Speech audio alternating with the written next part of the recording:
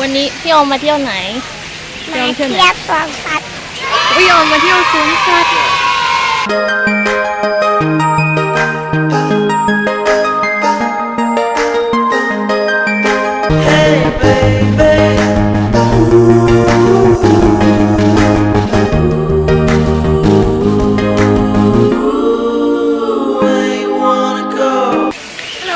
สวัสดีค่ะวันนี้เรามาเจอกันที่สวนสัตว์เปิดเขาเขียวที่ชลบุรีนะ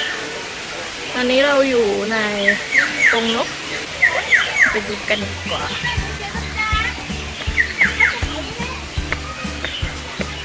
ไปเหนื่อย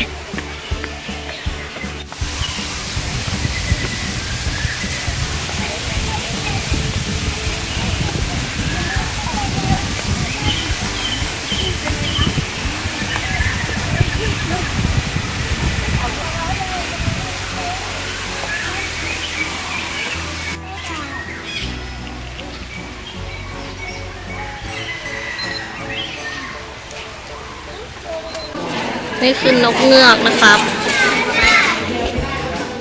โหตัวใหญ่จังเลยหงอนใหญ่มากสั่งมือได้สั่งมือพี่สั่งมือเป็นเปล่าไม่เป็น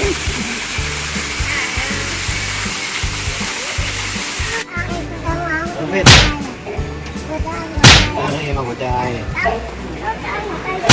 พี่ออมซื้ออะไรอะคะ 3,000นะ ไหนโชว์ดิโชว์ดิ นะครับ น้องหันมาถ่ายสวยๆหน่อยเนาะเอาคนละอัน ไหนน้องออมหันมาชี้อันไหนของหนูโชว์สิ เอาอันเดียวเลยเอ็มถ่ายรูปหน่อยสวยๆหน่อย เพิ่มแสงสุดๆ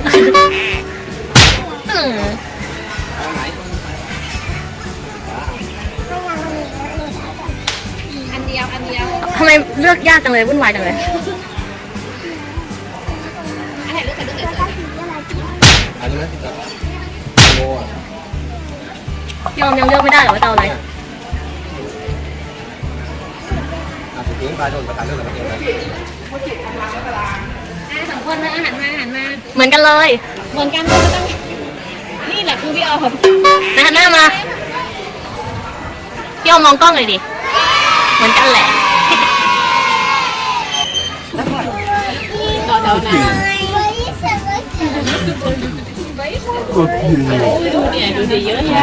บูด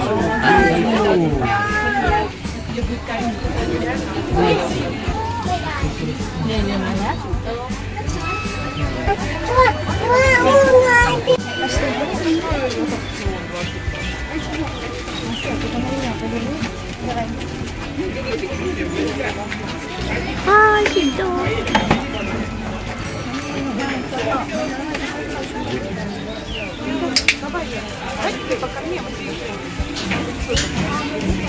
อะไรกินละกิน ยีราฟพี่ออมพี่เอ็มมาดูยีราฟ พี่จะให้กินละกินพี่ออมไม่ปีนพี่ออมไม่ปีนเอาอีกนะ เจ้ายีราฟ